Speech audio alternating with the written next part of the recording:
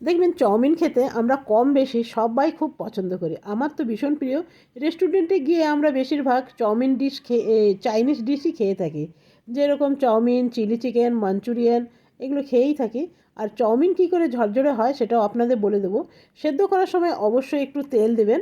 আর ভালো করে সেদ্ধ হয়ে যাবার পর ভালো করে ঠান্ডা জলে ধুয়ে নিতে হবে।